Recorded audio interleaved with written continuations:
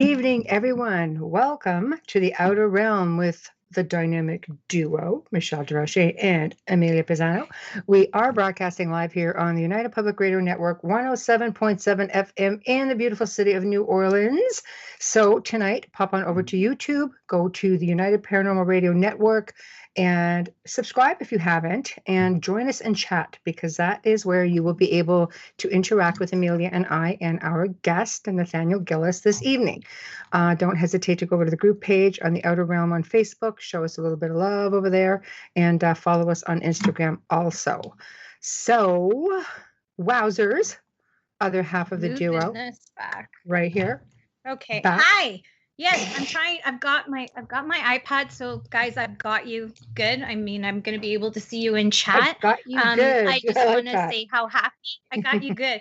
I just want to say how happy I am to be back, and I want to thank all of you who sent your well wishes and your condolences on the loss of my father. I thank you so much. It was very overwhelming, and it was just so kind of you. And thank you from my heart and my family for your thoughts and prayers. We missed you.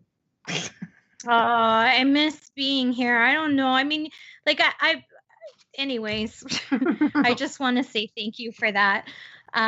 It's time to come back. And this is something that he truly supported me. And then, doing it for Dad. And I've had a lot of great experiences with him, which I'm very lucky. It's one of those few moments that you're so happy you're a medium. Yeah. And there's a few that we wish we didn't have, you know. Mm-hmm. But yeah, these are one of those moments. I can't believe the interaction that we've had and how hard he's tried to come across. But I was very blessed. I've had a lot of losses in my life, but this time it was a huge divine gift to be able to hold him as he took his last breath. So for that, I'm truly grateful. Mm-hmm. I want to give a quick shout out, and I'm not going to reveal all their names. I'm just going to tell you, I have a bit of a TikTok addiction. And you need a freaking intervention. Is what you need. TikTok, you don't stop. Anyway, there's this group out there. I just want to put this out there for anyone who's abused or is being bullied. There's a group out there, and the hashtag is Bully Me Crew. And they will take care of you. I happen to come across them, and I've been watching them for the last 2 weeks, and I am amazed at the work that these boys are doing. These men are doing. And I said I want to give you guys a shout out. I'm not going to give each and every account. You can look them up at hashtag Bully Me Crew, but I've seen the work that they do. And I learned that a symbol on the internet right now, if you're being abused, is to put your palm up in front of the screen, put your thumb over in your hand like this. And anybody watching will know to call the police and give them your little link, and they'll be able to find you through your IP. Fabulous. Very impressed with that. That's genius. Wow, that's amazing. Right? Something so subtle. I was really shocked. Yeah. So subtle as this. Yeah. And if you're calling 911, I think a lot of people know this when you order a pizza. And if you say with pepperoni, it usually means that he's still present in the house, or she, because it is not only men and women that are being abused, but there's a huge stigma for men. But I thought I'd just put it out there. These guys are amazing. There's a woman on that crew as well, and I love it. They're family, and they're looking out for young kids, women, everybody. They're out there for you. So, well, in this crazy time, it's a good thing. Either. It's really cool. Yeah, I thought so. I thought, wow, when I saw that, I go, these guys deserve some attention, and we're better together than with us. Like, we have an amazing audience, and I'm just sharing up that link. I've shared it on mine, and now I'm going to tag everybody in it because I can't tag from the group page, sadly. I'm going to tag everyone. Yeah, that's something new. That's an issue. I know I was having issues even when you were trying to tag me. From the group page doesn't work. You almost have to go in and do it like right on my personal page. I have to go on my personal page to do it. And now I just tagged you, and it's all ready to go. There it is. And I'm just going to put that. We do put that. My hair is a mess. Sorry, guys. I need a haircut, and everything's shut down here, so we're not going to go there. I'm just going to move some stuff back. But we do we do have that link always posted in our group, on our group page now, to make it easier so you're not fighting to find things everywhere. There we go. But, okay, I just got your email. That works. Yep. Okay, so it's going to be a lot of fun tonight, I'm thinking. It's going to be an interesting conversation. Nathaniel has been with us before, and a lot of people really enjoyed this segment, and I think this time it's going to be different. So, yes, we do have additional stuff on the email that came in, and very cool. Love having him. Love the conversation. And today I posted, make sure you have a cozy blanket, and you're in for some thrills, some chills, and a lot of information. So I think so too. I think it's a nice way to have you return, with a familiar face, and not just me, of course. I mean, don't need more than that, but no, I always need you. I miss you the most. I'm like sharing the link up for her when she's on, and I'm like, but yeah. Zachman says, planning on getting a haircut from my awesome barber next week. My hair is getting longer. Amelia's a barber. You missed my does her husband's hair. Because, I just cut his hair. Well, I used to style hair, but I was a color tech. I wasn't so much the cutting part. But he snuck in here earlier before we started, and I said, look at his haircut, because sometimes I get annoyed, and not sometimes, a lot of times I get annoyed because he, it's his wife. He thinks he can get a haircut every 2 weeks. Imagine. No, it's really like that, and I'm like, oh no. So I went really short, and I'm like, hey, have fun, because I know at least a month now. Be out there again. Not even with him. His hair grows faster than mine. Like I had my haircut before Christmas, and my bangs are way too long right now. They're driving me crazy. But my hair goes very fast, so I just have that look where I can just throw it over, and it's not a bother. It suits you though. Away from your face suits you. I like my bangs across, and I'm like, do I do it? If I cut it, she's already going to kill me. I've changed my hair color, my base color. She's already going to kill me when she sees me. Yesterday I changed it. I'm like, well, since I'm here. The way things are going right now, man, who knows how long that's going to be. So luckily my stylist takes care of me 100%, got everything done, loaded me up with color, proper shampoos, static-free spray, just good to go. Oh yeah, you're lucky that way. And, I am. And She's if you wonderful. If you have a license to beauty supply or access to someone who does, like I do, I have a shelf in my closet with all of my stuff there. It's just not the same as someone else doing it. It's definitely not. It's definitely not. No. All right. I'm always hoping I get the back. But anyway. Yeah. Yes, I know that's always a thing. I just make Wayne look at me and say, does it look even? It's just like, it looks great.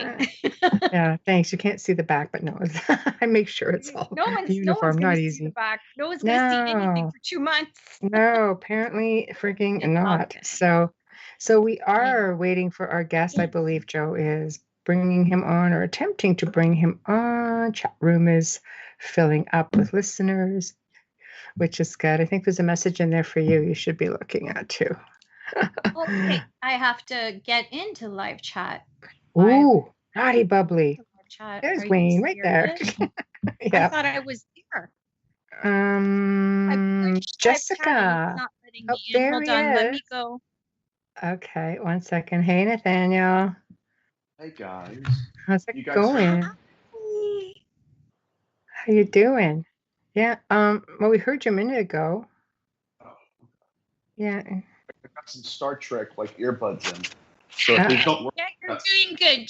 Just don't move too much, because your mic's scraping up against your. Yeah, I can't hear you now.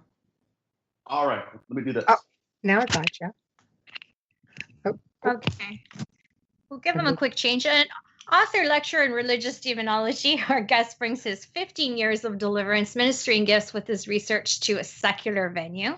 Founder of preternatural, epiphenomenal philosophy. Here is the great Nathaniel Gillis with us tonight. Like how I slid that one in? Great. Oh, yeah. So how are you? I'm doing good. Can you hear me now? Perfectly, Oh actually. God, Sound thank is just God. I was outstanding. terrified for a second. I No, that's am good. I am so humbled and honored to be back with you guys. I had a Thank you. blast last time, Thank and you. 2020 was a heck of a year, and it Sure took me a was. while to get back to you, but here we are. Oh, No, we're so we glad to book have you. I was months in so excited. advance. We have so many friends and colleagues who are just like, Yeah, well, how come I haven't done your show? I don't know, because we probably book them like 10 months ahead of time. We have to yeah, wait to man. come back around the loop, You guys So, were shit, so I had to yeah, catch you while you guys could get caught, I guess. well, we're looping. Mm-hmm. We're Mm-hmm. We're there. looping. No, Yeah, We're looping. we're looping. And there's a lot of new people this year that Michelle has booked as well. I mean, yeah. you were booking them while I was off in November. Oh, Michelle was booking we December were and we were November 4 months for this ahead. year. Yeah, we were four Wow. months ahead before you were. Now we're Yeah, like, yeah, I absolutely. left gaps. I've left Yeah. gaps because it's really difficult if you need to reschedule people and such. But we're really fortunate. We have a lot of people messaging and asking, to be guests. And I'm thinking, wow, that's very humbling that they like the show that much to Mhm. uh to want to be on it. But mind you, when Adele likes your show, how could nobody else like it? That's all you need at that point. I Lights know. out. Right? I'm like, But who? I'm Oh done. my gosh, I still can't get over She's that. going crazy. I'm It's like, like who's when that? she says it, when Michelle says it, I think she's talking about something else. Like we got an email from Adele. I'm like, I'm like, who's that? like I'm a the one I headbanger, spent so five I'm and a like, half what? hours trying to wait for her. Mhm. I spent 5.5 hours trying to get tickets to her show and never got them. Oh. Never. And she had 10 dates set in Ontario. I didn't get 1.5 hours. Well, maybe She now is you can get a bit of phenomenal. clout. She's amazing. Who knows? Yeah. Adele, if you're out there, honey, when you're back on tour, I adore you. I adore you. That's incredible. She's one of the few people that I would actually pay anything to go see, honestly. Mhm. I just love her music. It touches my soul and she sings from the soul and she's Oh, yeah. beautiful inside and out, Yeah. She's got Mhm. some really amazing songs, just very amazing. For me, I think what Barbara Streisand was to the 70s of that era, she is to us kind of thing, Just love her. Oh yeah. I pay money to be seen by her. You know what I mean? Not just see her, just like, did we make eye contact? Yes. All right. Yeah, here, let me write you a check. Exactly right. I feel like I owe you something, Adele, don't I? I mean, come on now. Oh my God. That's like when I went to see Bruno Mars. I was about 4 rows away from him on the floor, 4 rows away from him. And there was so much eye contact because you're right there. And Yeah. I'm like, I'm leaving. And I said to my best friend, Nancy, I'm like, I feel like I need a shower or something. And I might have to pay him a little bit more. Yeah. She just started laughing. Oh my God. Because he sings to his audience. But anyways, wonder what they think of demonology. I mean, we know Adele loves it because she has complimented the show in that, and hopefully she's listening today. We love you if you haven't got that yet. But So tell us what you've been up to. what's new with you? Oh my God, guys. My You sound so research. exasperated. I mean, it can be. I mean, you guys know what my work is, and it's not exactly cartoons. I wish it was, but my work now is centered primarily on profiling the demon, on understanding the psychology and the sexual pathology of the demon, and trying to map out what it is that they believe in, why they believe in it, and why it is that sometimes when we correspond with them, that we see their worldview, we see what they value and how it compares to what we value. And so I'm kind of just head first into that and getting a better understanding of the nature of possession. I'm sure we're gonna get into it tonight, but it's all boring, but it's interesting. That's a very unique perspective to take. I mean, you don't hear that often on any shows that someone would try to profile or understand why a demon does what it does. We just make a lot of assumptions, and through teachings and what we've learned through horror films over the years, just assume that they're just bred that way. And are they bred or are they just there? There's so many questions. How did you start tackling that? Um, so when I was growing up, I grew up under the Christian tradition, and a lot of what they taught me about demons was not fitting the blueprint of the data sample. So what I was taught was that like you said before, the demon has one mind frame, one belief system. It's after one thing. It wants to kill the man or woman. It wants to destroy life. And that's just not true. That's religious dogma. And especially when I was living in my haunted house, I knew for sure that what I was experiencing didn't fit in any religion. So what really interested me in understanding more of them is once I got into the data sample, the case studies, and I would encounter entities who had a foreign belief system altogether. I'm talking forget a demon being of Islamic origin or of a Christian tradition. I mean, these entities, some of them, it's almost as if they live in a different reality, and that there's nothing that we can really apply to it. And so, like, if you go into the incubus cases, which I'm not going to, I want to do this systematic tonight, but in your incubus cases, there are entities that said, listen, I wasn't allowed to touch that woman until such and such took place. So when I heard cases like that, I asked myself, why would they have a different morality here? Why would they have restraint in the first place? I wasn't allowed to. What was the key with that? Yeah. Like, So why would somebody with no morality come out and say I wasn't allowed and abide by it until what was the trigger? Right. Who defined that for that person, right, or that entity? So when I realized that they're following a different blueprint, that made more sense to me because I've always believed that the reason they're playing by different rules is because they're playing a different game. And so that's what really inspired me to understand the rules. But do they abide by the rules? Some do. Demons some don't abide by rules. Well, it's interesting. Some do. And if it's not, see, we have to go back to the origin of demon, and I'm not going to pig trail, but they seem to be a self-replicating species of evil. And some of them they will give insights into why it is they want blood rituals. I don't want to go too deep, and I don't want to pig trail. So that's what inspired me to get into it, just to understand them more, really. So do you believe in the theory, essentially, while we're on the topic of morality, that they're easier to get rid of? Because, I mean, if you deal with there's a lot of different cultures, all walks of life. The Luciferian occult way, of course, because, it's funky with them because they do have, I think the word itself kind of freaks people out, but they believe when it comes to people doing exorcisms, such as, let's say, the church, that it doesn't work because there's no respect from the demon, that if the demon respects you, the demon will vacate. Do you believe that at all? Or do you believe that you can just remove them by force and that's the way it goes? I think that in some cases it's worked, but other cases, like even in the Dubuque phenomenon, you would have a rabbi that would try to go and cast out a demon, and the demon was Muslim. It's very interesting, guys, because we have to go back and understand what a demon was to the ancient man and how it kind of evolved into what it is today. And so, the rabbi couldn't deal with a demon because the demon didn't believe in Yahweh. He believed in Allah. I never could figure that out. I've never heard that. Faith system. Yeah. I mean, there's no language barrier with them. So being that they are, again, if you're getting into faith, like even if you're getting into, let's say, the sigils of Solomon, he created those sigils. So what, those are symbols. Like, do demons even acknowledge what they are? Like, I think we're dealing with mindset, religious backgrounds, religious mindset. That's, yeah.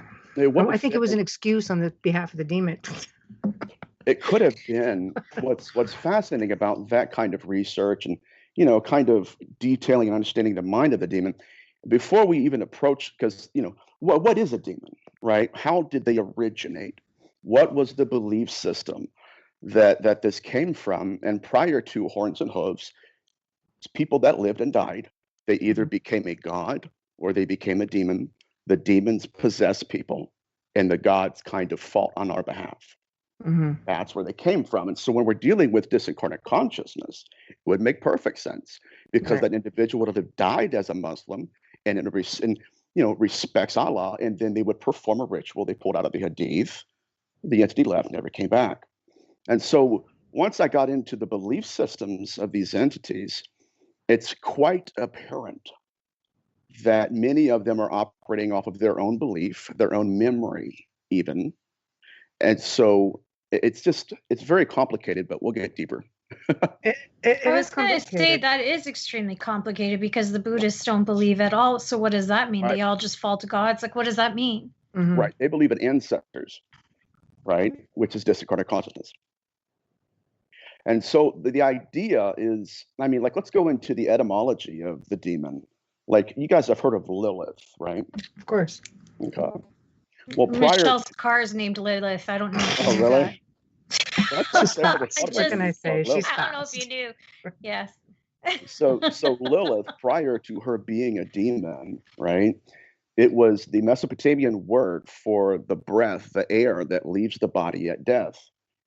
And then it would appear in an apparition. So it wasn't just a ghost, it was specifically a ghost that appeared as a wind or a breath. That's where the legend of Lilith came from.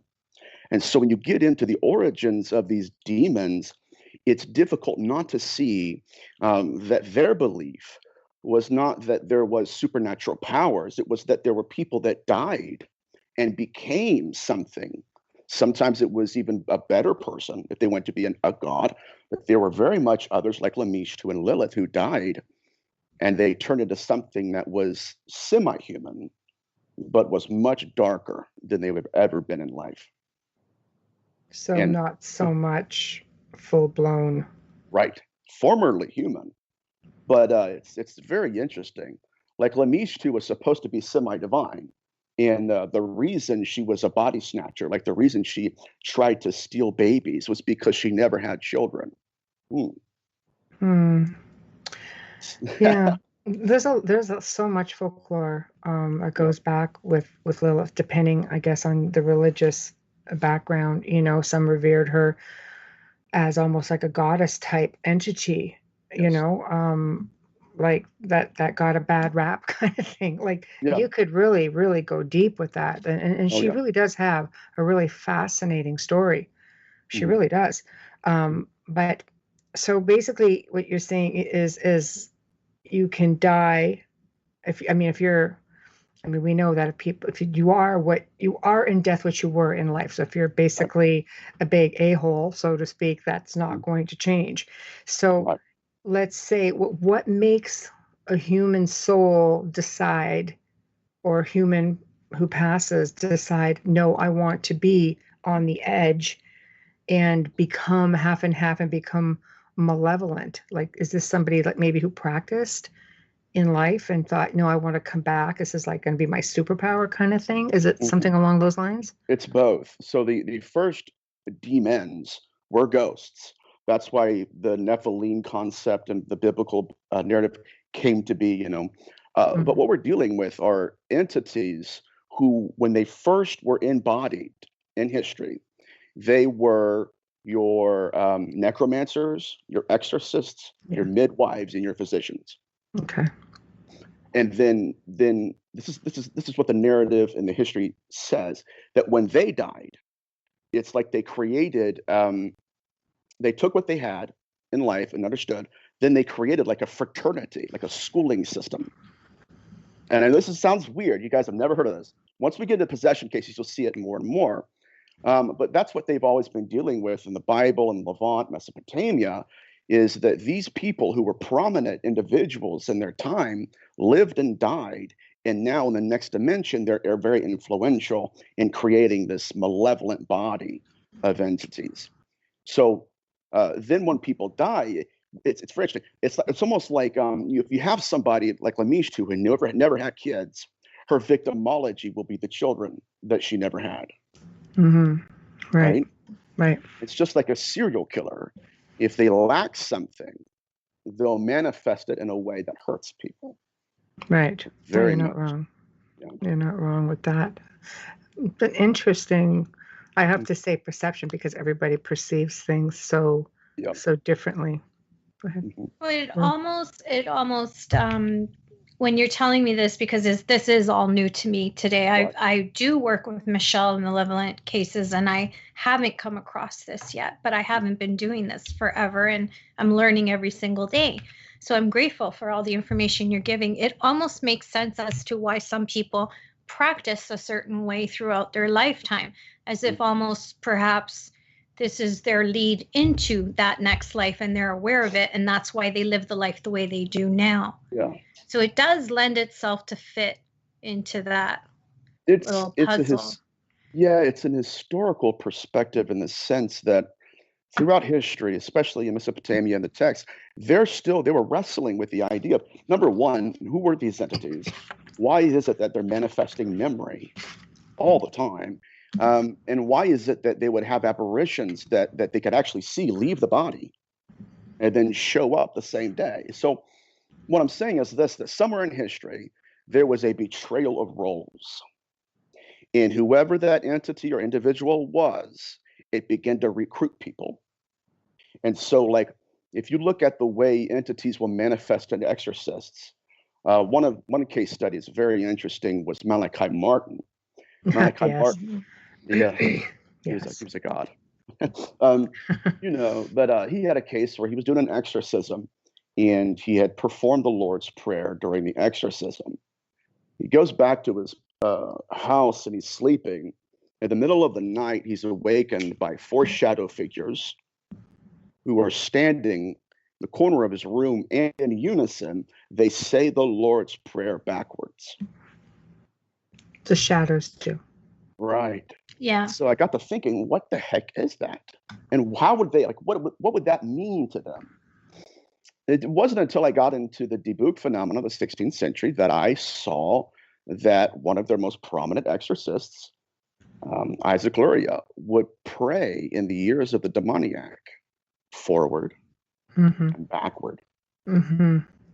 So these entities are they're very intimately aware of our rituals, but I'm more so after what their worldview is, how they think, because it's certainly not what I was taught in Christianity. Well, that is very different from anything I've ever been taught. People are mixed with shadows. I always had a certain opinion of shadows. I still do. And then I had a guest on recently who says shadow people have a bad rap, that these can sometimes be spirit individuals who are in shadow form.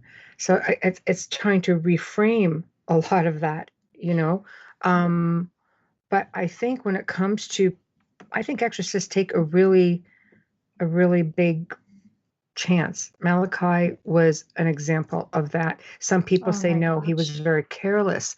Some people say no, he was just plain aggressive. Right. And in the end, it got him. It got him. It got him. Yeah. He did a lot of good, though. He did a lot of good. Can I just pedal back just to the shadow thing for a second? As a medium, and I do profile with criminal cases, so I never stop to think of profiling a demon of all things, but I do profile. As a medium, I have always been taught through generations and through mentors to always go with my instinct on what something is. So I do agree that sometimes shadows can be something that's just trying to manifest and can't, but I'm going to tell you that more often than not, they should be feared. And I don't want the wrong message going out for people who are experiencing it, because I don't want them to think that, oh, this is like grandma that passed away. No, 9 out of 10 times it's not. Right. But there are times where it could just be I believe it's the way you perceive it. Yes, in our experience, it hasn't been good. Yeah. Because I don't want to discount anybody else's research. No. His research and studies may have turned up something entirely different. No, I'm not. I would never discount anyone's. This is all new to me. I'm just saying it is possible. Yeah. And what I was trying to allude to is that it's often the perception of the medium, because I may read something one way and you may read something a different way. I could see something as purely benevolent, and you can see it as malevolent through and through. And, it's just the way you read. None of us have that one language as a medium. There isn't a book that we can pick up like Italian, Spanish, or French. It's all in the way that you interpret and how your guides and your past loved ones and whomever you receive your, whether it's source, God, whomever you receive your information from. But I'm fascinated by all of this right now. I truly am. I would never set out to define what shadow people are in general. I think that some could be malevolent or benevolent. My main point, guys, is that my work is centered around understanding consciousness, what role it plays in possession, what the nature of it is, and how we can learn through possession and hauntology and see through that veil a little bit deeper than perhaps we have before. And it's an exciting subject, no doubt. Yeah, absolutely. I'm curious as to your theory about how you say possession is a form of pregnancy. Oh my Lord. Yeah, can you Isn't that elaborate terrifying? on that? Yeah, it could be. It could be. Okay. So what we consider pregnancy, this self-replicating species of evil considers possession. Or let me say this. What we consider possession, they consider pregnancy. Oh. Okay.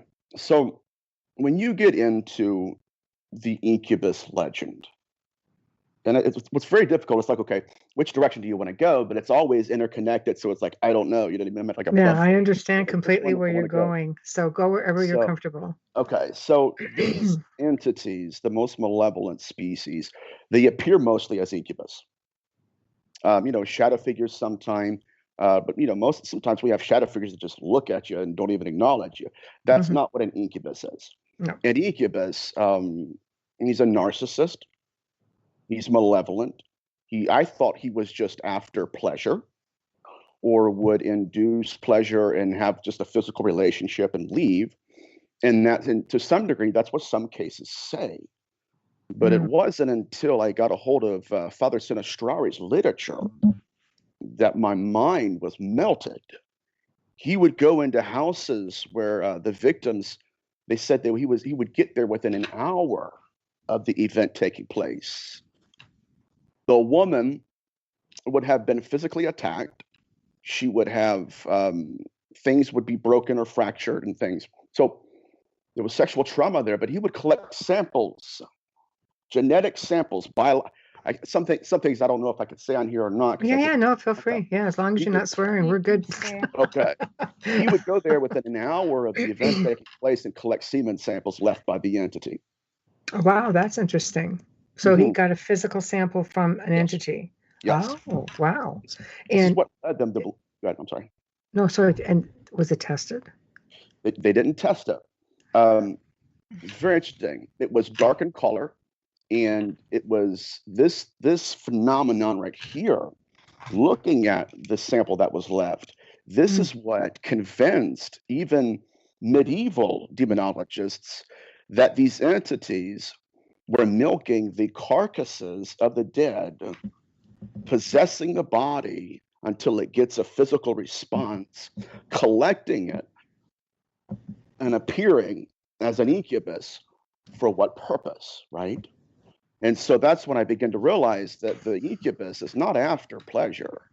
He's after pregnancy. And so what he's trying to do is implant it in the womb of the woman. So when you say he's taking from the body of a dead body, yes. Which body? Any body? That's what we have to that sounds just so cliche. Yeah, anybody. Anybody, yeah. That's why the victimology of this stuff is so important. It's left up to the demon. But what's most alarming about this is that when Sinistrari, he would have victims that would die. They wouldn't die from their attack, but they would die later on in life.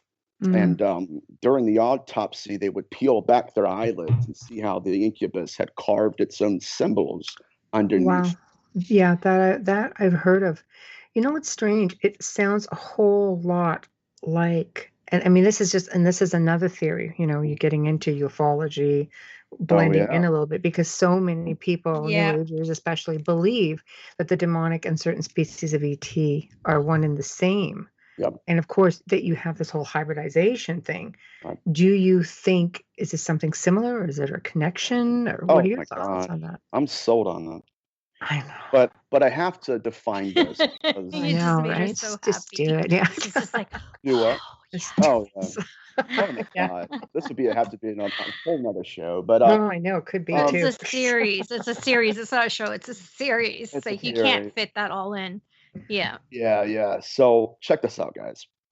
I don't want to say that ETs are fallen angels. That's not what I think they are. When people hear they're demons, they're like, "Oh my God," and they go to religious fundamentalism.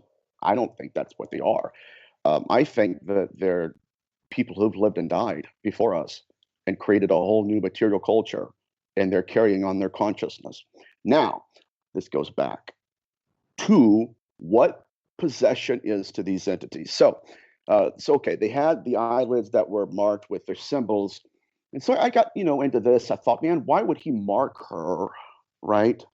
Why would he mark her, and why would he brand her and stuff? And just kind of opened my understanding into terms of like what an incubus is, what it's after. And so when I began to actually teach on this more and more, I would have victims of incubi listen to my shows and reach out to me and say, the incubus that I had faced my whole life stopped when I got my hysterectomy. Interesting. Yeah, They that's said interesting. they said they've had the manifestation happen, and during the experience, the entity literally realized there's nothing here, right? I cannot impregnate her. And then when they realized that, they said that the phenomenon stops and they would be verbally abused for what they think this woman did, and they leave. So at least a part of these entities, even if it is just a part, still it's huge. A part of these entities, their interest is not just pleasure, but it's the impregnation of the dead in the bodies of the living. Now, you want to know a fancy term for that in history? Pod. The, the Dybbuk. Um, okay. That's interesting because I just have an image that the female is pretty much just an incubator, a pod of sorts of just transfer Exactly. of a Yep. That's how they physical. think. Yep. Right, right. And so that they're it's fascinating research.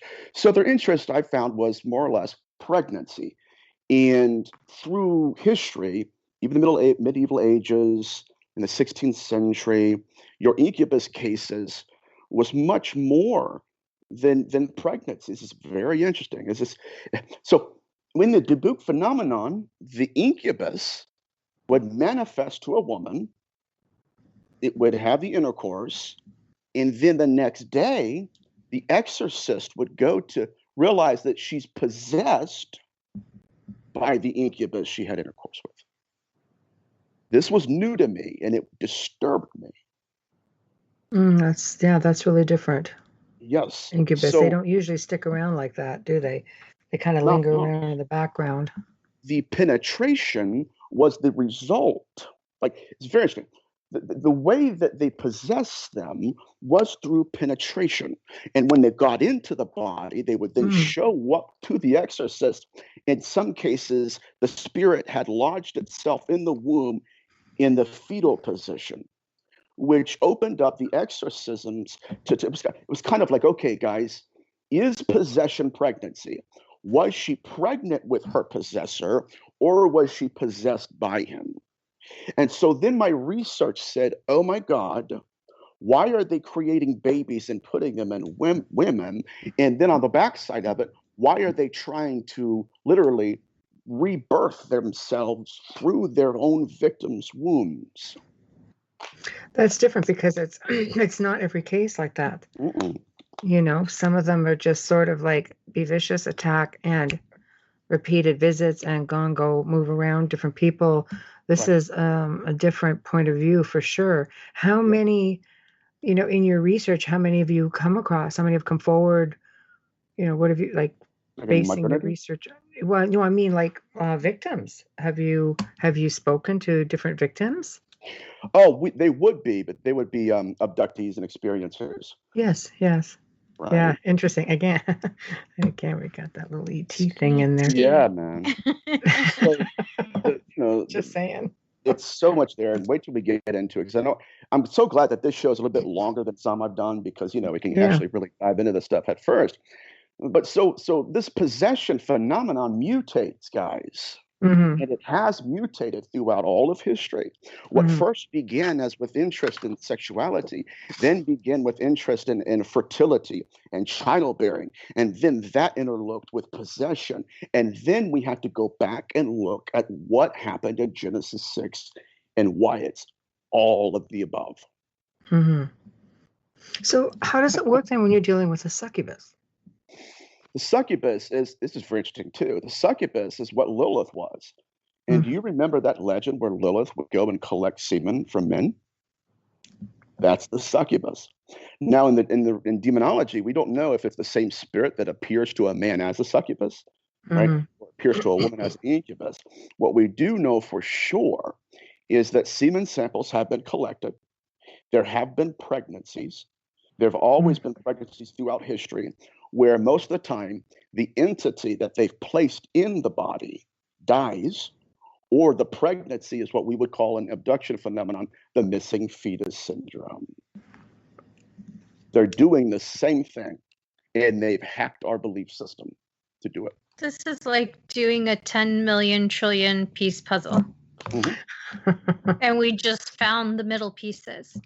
Yeah, it's huge. I can't wait. Because demonology has never really thought like this, and perhaps I'm crazy, but I think it's high time we do. You know what I mean? Maybe we should. You have to look at all angles. Yeah. Yeah. Are you surrounding yourself with like-minded opinions and views, or have you met others who, meaning what your study is? I don't mean it in a derogatory way. I mean it in a what your belief is, what your study is. Have you found other people like you who have this big interest? It's pretty pioneering, so to speak. Really, that's honestly. What I mean. Yeah. Not really. It's a lonely thing, man. But I research both fields, ufology, abduction phenomenon, and I'm looking for behavioral patterns, and my God, they're everywhere. But maybe someday I'll meet somebody, but you know what? If I have to be that guy, I don't know. Maybe I'm crazy enough to do it. Well, hey, everybody's, sometimes it just starts off with a theory and you run with it. Let's face it, some of the most brilliant minds of our time started with a theory. They ran with it solo. Yeah. And years later, like, oh my God, he was right. you know? Yeah. I was just interested if you had a group of people that you were studying this with. Make it easier. No. I have my heroes, I have my library, and I just pour myself into literature. And I look for patterns. 100%, guys. These entities have always been here, at least since birth and death of humanity. And they've mutated in their pathology. Their victimology is their own. We don't know who they're after. But what it looks like they're doing is just like the Nephilim legend. Did you know that the word Nephilim originally meant unexpected pregnancies, stillbirth? Interesting. Yeah. Now, those babies were not born here. They were not of earthly origin. They were born of the deceased, and they were basically social skins that these entities would step into, and we would call that possession. And that's why my theory is they would call that pregnancy. Yeah. No, it's definitely an interesting concept for sure. I think it's something that, I mean, for anybody listening, and if you've had this sort of a situation, at the end of the show, Nathaniel will tell you all how to get a hold of him. And I think it would be good if you use this opportunity to open yourself up to people who may have these sort of experiences and they don't understand what's happening to them. And that might be a good start for you to start dealing with people, who are experiencers, maybe on a higher level. Yeah, there's no It advocacy could be for them. quite intimidating as someone who is a possible victim in that, and not be able to. I never would have pieced this together, so I can't imagine someone who's not even working in this field trying to figure out what's happening to them. Right. Mhm. And it Yeah. really it was alarming to me, and it really grieved me one day when I got a private message from a lady that had listened to a show of mine, and this is why I won't picture up. Oh my God, it broke my heart. She said, she goes, "There's no advocacy for me." And I said, "What do you mean?" She said, "Well, no, the researchers, they're not even acknowledging this is happening. They're not even talking about it." And she said, "I'm afraid to go to people because they're going to look at me like I'm crazy." And it's a sad situation. But the phenomenon has mutated. What do How I so? mean? What do I mean by that? Well, okay. How? Yeah. How? Explain the It's mutation. mutated according to religion, and they've used religion to hide behind. And that was their facade. Um, and whenever that's why okay, what was the name of the entity? So for 3,000 years we believed that these entities' names were like Beelzebub and all of these fancy Greek or Latin names. Because they were given sigils, they were named, they Yeah. were. That's what I'm saying. You can only abide by something that they believe in. Right. Well, the key It's a thing here, human thing. yeah, you're exactly right. The key thing here, guys, is so how did they mutate? So first of all, they mutate in their victimology. Number one, in Genesis 6, the Apocryphon of John, it's a Coptic manuscript that refers to it. It says that these entities first manifested to these women while their husbands were away. It's an incubus. And then it says that they appear to the women in the image of their husbands. Some of these husbands were deceased, guys. Yeah. And then I've heard of this. Yeah. They would seduce the women into intercourse. This okay, so this is very intriguing, guys. Then at the moment of conception, wink wink, they would perform a ritual. It's called an obstetric ritual. Obstetric, again, it's just a reference to childbearing and fertility. But the ritual they performed is often performed in UFO abduction. They stared into the eyes of the female victim and then implanted in her womb something not of this world or shouldn't be of this world. Plucked from somebody maybe across the world or plucked out of a graveyard. This is history. And then what was the tradition? You're getting into necromancy here a little bit. Yeah. And I was going to say, leading into that as well, with Greek mythology, the gods would often come down, impersonate someone else, seduce them, and impregnate the women. So I'm trying to, okay. It's going to just trying to stay with you. Yeah. Yes. So what was the ritual they were performing? Okay, the ritual they were performing was designed to create in the womb of the woman a child that bore the image of the apparition. Now, that's what the ritual was. Here's the question. Were they trying to recreate the husband? Right? Because that's what their image. One would think, yeah. It wasn't. Yes. At that moment, they reversed their apparition to what they really looked like. So the woman would create a child that looked like the ghost. Then the ghost would step into the child and grow up with us, next to us, across from us. The Bible called these entities Rephaim, deceased ancestors. Yes, I've heard that term. That's really fascinating. Is it sort of like when you say, they in spirit and they can move around? Yeah. It's almost, you ever catch those clips where you'll see a person walking and you'll see this wisp leave the body and another person comes through and they jump into the other person, like they're jumpers? Is this the same sort of an idea? They just pop about? This is where it's going to get even more interesting, and you guys are going to be like, "Oh my God, I like it. Let's do it." Well, I've been saying that a million times already, but yeah. Okay. So you remember how I told you that they're self-replicating? This is what they just did in Genesis 6. Okay. Okay. Those are the molters. That's what I call them. The molters, the ones who jump. Yeah. Now, okay, so when we get to transient possession, I want you to imagine somebody like a father who takes his 16-year-old daughter out to teach her how to drive a car. So she gets behind the wheel and she's trying to figure out all this stuff that she's not really familiar with. That is what transient possession is to the molter. The molter is not looking to pick out dear Aunt Edna out there and possess her because the image does not look like its apparition. The molter is creating its own body in the wombs of women. Mm-hmm. Now, what is transient possession to them? Transient possession is when the entity will possess random people, and it's almost as if when people die, some people have to relearn how to step back into a body and how to work it. Yeah, so that later sense. on they get a new body and they could work that too. So I just want to say this. It appears as if we have been looking at transient possession as horns and hooves. And I think that in some cases, we need to be looking at it as an indoctrination system, a teaching mechanism, where entities can wear a social skin again. The other molters are not transient. They have their own skin. They keep creating it over and over. And now they just transfer their consciousness to each genetic representation of them. It's crazy. It is. Isn't there a belief with the ETs that there is a race that does this? Oh my God, yeah. Oh yeah. Let me say this. Let's look at the pathology here, right? Because I'm fascinated with behavioral patterns. Dr. Carla Turner had an experiencer named Ted Rice.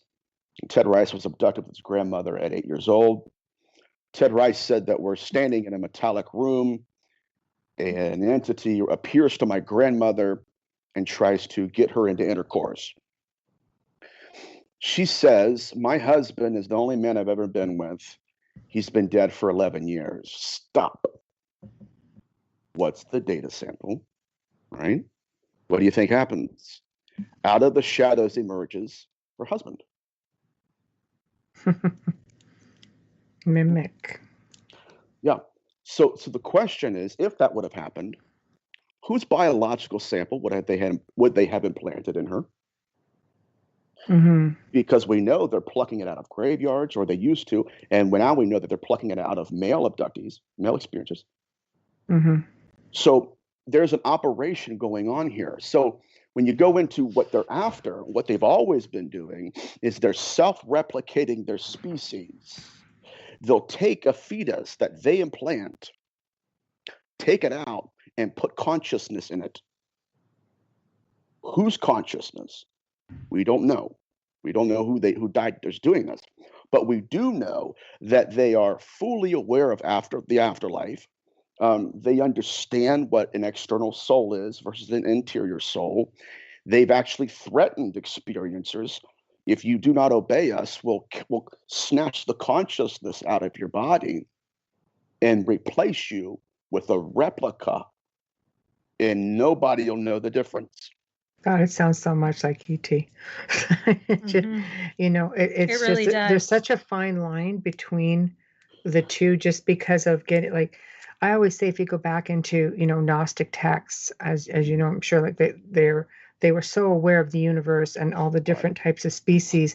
It sounds a lot like the species you speak of sounds a lot like the Archons, you know, because 100%. I mean, being that their sole mission was just to enslave humanity in one form or another. And you'll often hear the term today, this is such an archonic state that we're living in right now, you know, just with the way things are. It just sounds so much to me like these type of entities, which were considered almost gods in a way, because they were rulers in the stars, but yet they're said to be known also as, you know, demonic. So you've got that cross again between ET and the demon, right. And it really sounds like something like a cross between both. It is, and it's almost like they're creating a new religion, and they're doing it by or race. Both. You're right. I think they're creating a race, a new species. But even deeper than that, I think that they're creating a new religion to hide behind. Because the people that don't believe in demons, they will believe in aliens. And now you have the same species of evil that shows up and says, hey, listen, puts another hat on and says, I don't have to tell you my name's Leviathan. I could tell you anything, give you a little bit of information here, and keep self-replicating through you, right? As long as you don't understand what we're doing. So I think that I think they're very much connected. Yeah, they sound very much connected because, again, you're looking at this archonic way, and it's all about enslaving humanity. So what better way to do it? And then you do have a lot of people out there who don't believe in the demonic at all. I mean, right. I know all kinds of them, and it's just, no, ET is always the ones that infiltrate, because when you think of demons, people automatically think of, again, there's a difference between Christianity and Catholicism. Christianity was around long before Catholicism. Oh yeah, 100%. It gets really fine line with that. So your research is definitely intriguing. So, it's worth considering. It's a theory worth pursuing, but it's the narrative has been weaved throughout history. Their interests, I'm just going to say it, it's been cannibalistic. It's been self-serving. It has been hiding behind religion and creating dogmas that once followed, they literally lead right back to where they are. And so now they're saying, okay, we got you again. So I think it's worthwhile to at least approach it interreligiously and even include UFO phenomenon. Is it lineage based, much like UFO abductions, let's say? How they will follow through your lineage, through your DNA, your family lines. Is this the same idea? 100%. Matter of fact, in demonology, they would call it generational curses. And we also have case studies Get that a lot, eh, Bubbly? Yeah. Demons. Yeah, I know all about that. Yeah, we get calls about that all the time. So that's constant. What you say it is? Yeah, at least the behavioral pattern, they favor their victims. They favor certain people over others. We don't know if it's because of genetics or if it's because that's very ET. We don't know. Yeah, it very much is. Yeah, that's very ET. Where do we get into the 16th century? Let's do it. I say let's do it. We have an hour. Let's just dig deep. It's go crazy. Making some sense so far. I don't want to. Yeah. Oh, I completely follow. Yeah, I'm completely following along. All right, so let's go back to Ray Fowler, who is a UFO experiencer and researcher. He had an experiencer he's working with named Betty Andreas and Luca. And I was listening to his interview with her one day, and I had to stop my car. And I'm like, man, I got to go get some coffee and sit down. And because it just blew my mind. He said, that Betty Andreas and Luca was getting abducted in the middle of the night, but her abduction was unique in that her husband would wake up and watch an apparition of her leave her body and then go into the ship. Really? That's very different. Now, that phenomenon first originated in demonology. Sorry to say that, not really, right? Because it's all the same stuff, but I didn't know about it. And until my mind went back to R.E.L. Masters' book, Eros and Evil, in the Middle Ages, when there were some witches who had incubi that they would be with at times.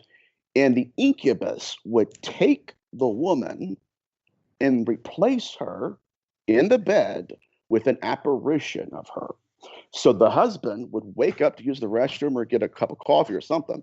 He'd look around and say, okay, my wife's still here, no big deal. She hasn't been there for 6 hours, buddy. What you're seeing is an image of her. Like a hologram or a full-blown apparition. Vehicle. Yeah. The exact same thing. Wow. In the 16th century, we had not 16th, but the middle, we had witches who said that first of all, remember we were talking about necromancy earlier, right? We Yes. barely touched on it. So let's dig into this real quick. The sabbats that these witches would go to, their demons were not horns and hooves. They were having intercourse with corpses. That's right. Yeah. So, Yeah, number sorry, I just two. threw up a little bit in my mouth. I can't Oh, hear these are that out loud. necromancers. These are I know, I necromancers. can't hear it out loud. It just really. Yeah, I know our producer Joe has said that there have been people even in New Orleans who have donated their bodies to organizations like groups like this. Yep, they exist. Yeah. And so during the ritual, Mm-hmm. this is very interesting, guys. Oh my God. Mm-hmm. Their witches would say that the male apparatus was supposed to look like that. Like it was almost fictitious. Right. It wasn't real. And Right. so they would have Montague Summers, another demonologist, had cases where they were actually not one, but three or four, and they were metallic. And so these women were experiencing maybe a mirage. And right? It wasn't intercourse. It was either implanting or it was taking. And when we have something like that kind of phenomenon, it's classic experiencer phenomenon. It's going to implant, it's going to take. Now, how would it do it? It would make you believe it's intercourse, just like they're doing today. Mm-hmm. Well, let's face it. When it comes to essence, the body has to have life for normal essence to occupy it. But if you are not, let's say, like this is because human essence, but if you have a vessel and you have a non-human and essence, I guess would that be something enticing? The body wouldn't need life, would it? The body wouldn't, in terms of like reanimating. Yes. Well, yeah, for something that's non-human. Well, or formerly human. Right. Right. Yeah. Because we consider them in terms of demonology. When you like we consider these entities spirit, wind, breath, and air. Right. Why? Well, that was the original definition of a ghost. So if they're supplying consciousness and air to it, it maybe would. But what's concerning to me is that's what they were doing. So that's what they were doing. But it was the implanting of the baby. But even more than that, it was the implanting of consciousness. And so in the 16th century and all that, you would have pregnancies where the individuals would either be taken or the baby would literally grow up into some giant, which is why they were Nephilim in the Bible, or you would have people who seemed to have a gift, almost as if they were a god. And so those were the people who were like Merlin, people who were the greatest exorcists. It's crazy how and what they're doing. So it's just very advanced in many ways. Yes. And mutating according to our knowledge of them. Right. Yeah. Well, there's a lot of situations where you have, let's say, savants, right? And they'll say, well, this is a past life thing that they've brought forward with them. But could you incorporate that into your theory? Yes. Because being very gifted and you got kids going to bloody university at like 6. Oh, yeah, I know. Even with artists, even with certain artists that they'll say in our field, they say they're channeling Van Gogh or they're challenging, channeling Da Vinci. But I sometimes wonder, and where did Da Vinci and Van Gogh come from? Well, according to my research, I do believe that those people would have had past lives or something, where they merged into this great gift. The entities that we're talking about, they were evil. But being evil doesn't mean you're not like highly intelligent. Oh my God, no, quite the opposite. Yeah. Like I say, I always liken these entities to serial killers. And the species that they created in biblical antiquity were just that. Like one entity his name was Nimrod. He was a man. I know him. Yeah, the descendant son of Noah. He was a hunter of men. A hunter, it wasn't like every day he woke up there was a new battle to be fought. There's a new war going on. No, Mm-hmm. Hunted. Mm-hmm. Oh, He's he's very, very revered. Very, mm-hmm. December 25th. People don't realize that they're also paying homage to Nimrod. Mm-hmm. Oh yeah, I know. It's a whole They're like, other... wait a minute. Oh I don't want man. to tell them, 'cause I know people that do that, or that they Yeah. the other one. They think, yeah, it's all kind of You connected. don't realize just how how revered that is, and how Catholicism took from all of this. But if people had any idea, Mm-hmm. the representation of some of these dates, or Well, Yeah. they'd have to profile Emperor Constantine first, and then they'd have a better understanding of it. Well, yeah, a lot of serial killers and people like Ted Bundy with these high, amazing IQs.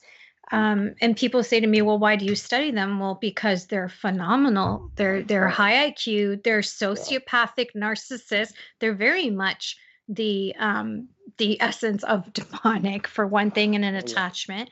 And one of the most prolific to me is Charles Manson, because he managed to kill without touching a body. That to me it's almost like he is possessed people or something. the most dangerous ever, right? It is. That's right.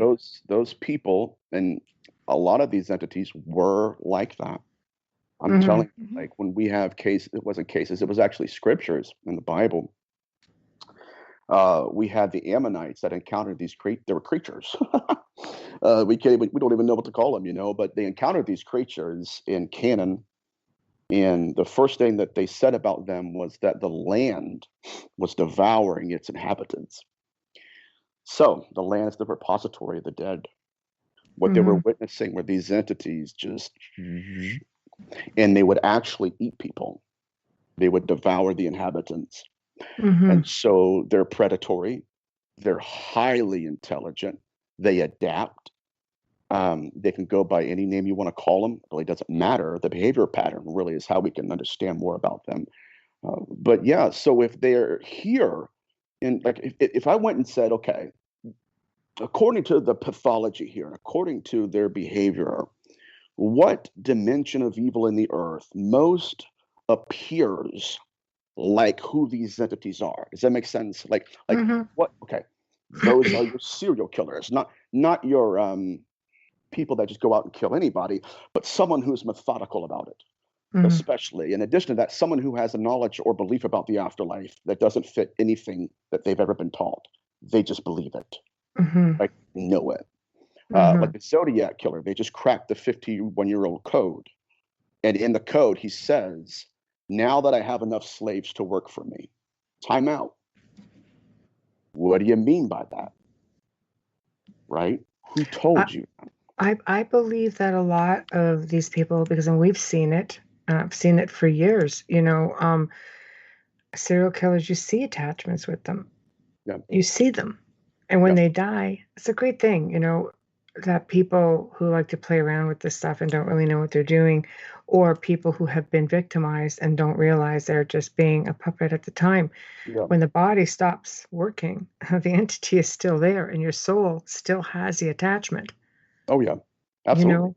And so it's like you say, do they just hop around after that? But I believe it's fear. I believe a lot of people, they want to put their head in the sand because it's easier to understand something different, that they were mentally unstable, rather than like Ron DeFeo is a classic example. The devil made him do it. Yeah, whatever. It's like, hold on a second, man. Like, you don't just come home and take out your entire family and nobody gets up with any defensive wounds. There isn't anything. I've studied crimes. I've studied crime scenes. Are you kidding me? Right. Nothing about that crime scene makes any sense. Right. Nothing about it. Exactly. The first kill, yes, but not the other 6. None of it makes sense. No. Yeah, it's So is it okay? Let's get into the ritualistic aspect of this, because the nature of possession is the commandeering of consciousness.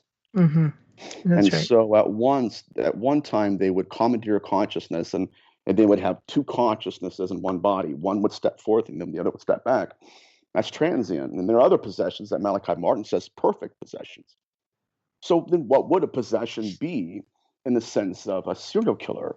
Well, it would be someone who is having a day job and it's almost like they black out. And in the blackout, they're performing a ritual with the body. And then they come to themselves and they say, where's the body? What do I do? And then whose memory, right, stepped forward in that moment? Mm-hmm. Because that memory, that ritual is predicated on someone's memory. And whose memory is it? And that memory itself is attached to an event or a belief system. Mm-hmm. And that's what's being manifested. He fits into Yeah. fits into all of that as well because he was the weakest link in that family. He had the addictions, he had the most issues. He was the easiest to invade, so to speak. He didn't even have a scratch on him after all of that. You would think after the first shotgun, and we're talking about a shotgun that if you were hunting could be heard for miles, right. But yet nobody on the street could hear this. And, there's just so many. Yeah. I'm just fascinated by how that fits. Yeah. I got to pick your brain sometime. I'm fascinated about that stuff too. Sure. It has it in one way or another. Jeffrey Dahmer goes out and he crushes the bones of a victim, right? I think I mentioned this last time. Fans it out. Why is he doing that? So when we're dealing with the afterlife knowledge here, why do they believe this stuff? Who's taking over? What are they saying? What are they doing? And we're dealing with memory. Oh, and is there an anarchy amongst themselves as well? Why did he crush the bones? Was he trying to stop something from coming back because it wasn't following the rules? Right. Kind of thing. Is there an anarchy amongst these beings? Are there anarchists actually? Yeah. Mm-hmm. Wow. I think some of them. That's a lot. It is. My head's like. It's that's a lot subject. to take it in. Yes. All stuff, but it really fits into everything, though, Nathaniel. It fits everywhere. Yeah. Wow. Well, it's a good subject to get into. I mean, it's definitely not table talk, and hanging out for Thanksgiving. Well, it's outer realm talk. We're good. Definitely the outer realm talk. We bounce around a little bit, but it all comes around full circle. You made a perfect statement, and I'd like you to elaborate on it, if you wouldn't mind. The perfect possession. What is the perfect possession? What was it to Malachi? What is it to you? Malachi's concept of perfect possession, I think that he had touched on it, but I'm a huge fan of Malachi. Yeah. I think that his calling was not to take it further than just saying, okay, it's perfect possession. Yeah. But it's essentially exactly what I'm talking about here. Malachi's concept, though, is basically that there are entities that will possess a person from birth, and then you never know it. There'll be deacons, elders, Sunday school teachers, counselors, and all that stuff. And then one day they'll just do something and they'll go crazy or something and just kill a bunch of people.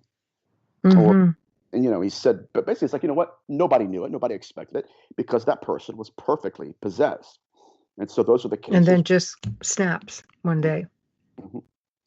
Now, that's what we're dealing with when we're dealing with Nephilim and the impregnating of the dead and the bodies of the living, where you could be talking to someone like this and that entity look at you like that and you not even realize it.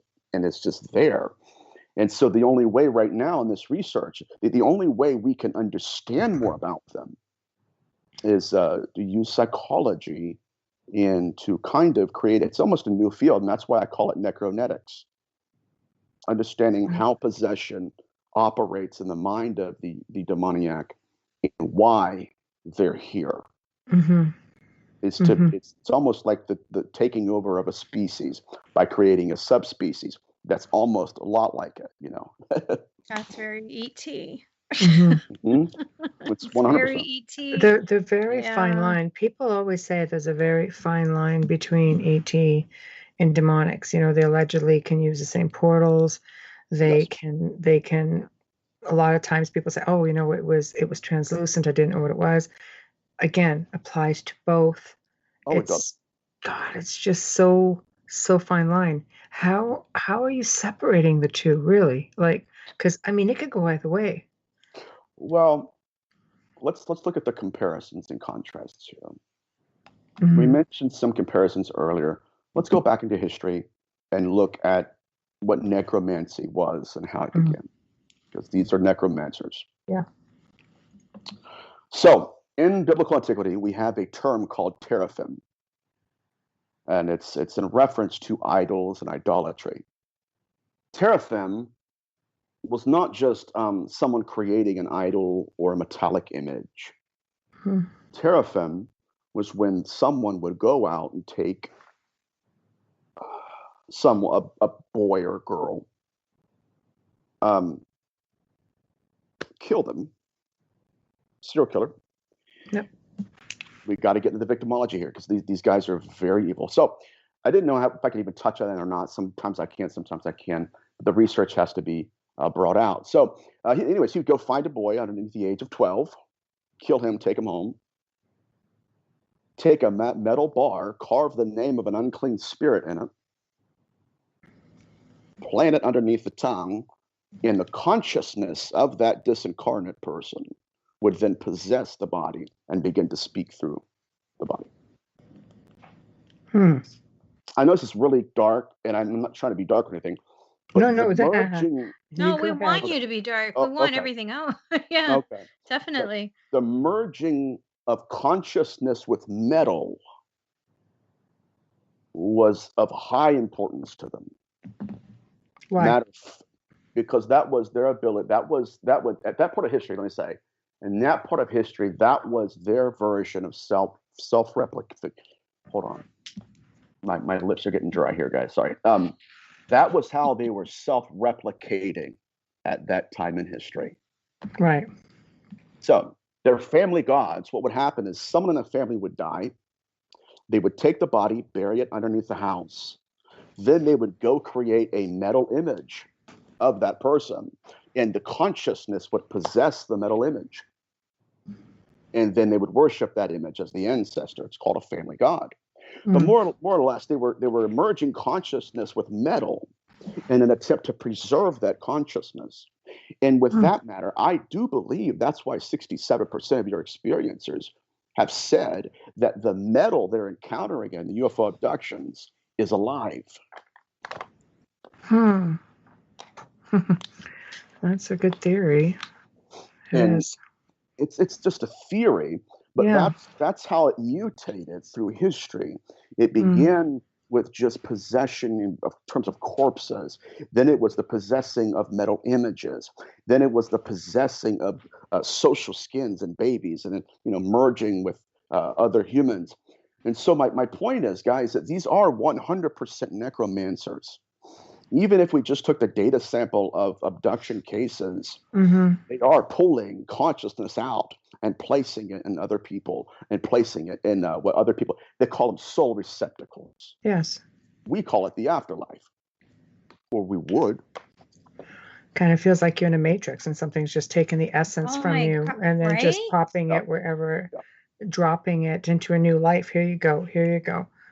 It's archonic. It's a total archonic way of life. It is.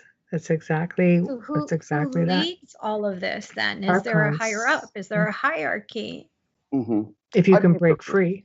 I think that to a degree there is. I used to see when I was growing up in Christianity, they always taught me that systematic demonology had an hierarchy. You had like Satan or Lucifer, and then you had other people underneath him. I think I never agreed with it, but I think that is the case to some degree here. And I have my own theories on who it is. But the most important thing here, guys, is that possession to us is pregnancy with them. It always has been. We just didn't know the pathology yet. We haven't. We never realized that yet. So. Right. Can I just read the comment from the chat room? Yeah, is that okay? Panorama Paranormal writes, it's quite unsettling to think of demonic beings having the capacity to infiltrate humanity on so many levels. But of course, they are not omniscient or omnipresent, but are persistent. They're very persistent. And infernal hierarchy is what she said. Yeah, I like that. No, I'm just wondering, is it an infernal hierarchy, or do we have one and it controls all of it? Ooh, so it's a very, very good question. So when we get into the idea of consciousness, how they're using it, how it's been used for thousands of years, then we need to think about what's called social skins and external souls. When you go into the book of Ezekiel, chapter 13, it's in the Old Testament, the Bible, Yahweh's at war with soul hunters. These are the same species of evil, just a different period of history. Yeah. But he says, you hunt the souls of men to make them fly. It's a reference to the belief that when someone dies, again, there's a spirit that leaves their body like a bird. It's called the Ba'a soul. So he says, you hunt the souls of men to make them fly. What they were doing with their victims is they would kill the victim, take a piece of their flesh off their body, and then sew it onto themselves to create a replica of their apparition. Almost sounds like Hannibal. I wonder, like he's serial killer. What was, inhabiting him to make him feel like he had to do this? Right. Do you know, like, exactly right. I mean, that's the image that I'm seeing when you just say that. Yeah, they were doing that. They were creating an external soul. Now, they already had an internal soul, but he wanted a permanent body. And so when we look at that and we say, okay, they're taking consciousness, placing it into different bodies, then you go to James Frazier's book, The Golden Bow, and you say, okay, James, what is an external soul and why would they want it? And then James says, guys, he's like, let's go all the way back to the beginning of history and say, okay, the warriors on the battlefield in Mesopotamia believed that if death was impending in battle, they had a mortal wound, they're going to die, they would dispossess their body and place their consciousness in another. The body would die, but they survived. So it's self-replicating to survive. Now, the question is asked, are we dealing with one entity that's projecting its consciousness overall? We don't know. We don't know. Sorry, go ahead. No, I don't know the question. I mean, I'm sorry, I don't know the answer to that question. I do believe that there is, if it's not one entity, it has to be one belief system, right? Or one loyalty to a belief system. But the purpose, the possibility, right, of having one consciousness and 500 external souls is there, right? Because you can kill one in battle and you wouldn't really know who you're killing because that entity could bounce back and forth. So that's why I love the question. Thank you. Here's another question for you. As a medium who is Christian, there's a certain way that I protect myself before I do my work. And then as it's spiritualist, there's a certain form of grounding and protection that I do before working. How do you protect yourself against something you're researching like this, that you're still, we're all still learning, but you are pioneering this. How do you protect yourself against anything infiltrating you? I have to protect my mind. I really do, because this stuff gets very dark. It gets very sinister. And, when you read cases that are so diabolical that if you put them in a horror movie, people would be like, dude, we can't do this. This is just, it's actually happened in history. Well, we have The Walking Dead, though. Some of your theories, if you look at The Walking Dead, people don't want to believe in your theory or in your beliefs, and yet they'll watch that show, so that's why I'm wondering, there's got to be more people out there. Yeah. I hope so. I hope that this research has a place to land. But how do I protect myself? I watch a lot of cartoons. Not really. I watch like adult cartoon stuff. I watch Frasier. I like a good cigar. Yeah, I love Frasier too. I love Seattle, but that's a big one. Oh, God, yeah.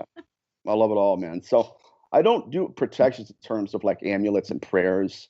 If I'm really under attack, I do. But mainly, what I've learned about me and my calling and my gift is I have to separate myself and get me time, period. And I'm still learning, honestly, that when I either go into my gift or if I go to my research, at some point in time, I have to separate and turn it off and just disconnect for a little while. It can be very difficult when you work in darkness. Yeah. It can consume you very easily. Right. I have a two-part question, and then I have a comment from Zach. I'm laughing because of what he wrote, but he writes, first and foremost, I have a two-part question for Nathaniel. It was mentioned earlier that demons will leave a person if they respect them.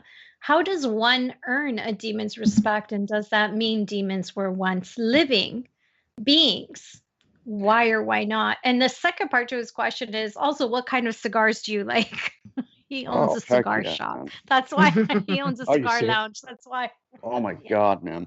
Okay, so the first question, it wouldn't be so much the person, it would be, unless he's referring to the exorcist. Okay. And if that's the case, that entity would have manifested memory. You know what I mean? That's what your Kabbalistic exorcist had such a battle with. It's because at that point in history, they're right next door to Muslims, and the Muslim guy, is helping them cast out devils. But it's what he believes in or what he believed in that matters sometimes. Okay. And that tells us, again, that's consciousness. Unless angels fell from 3 different heavens, that's somebody who believed in Islam or believed in that certain religious tradition.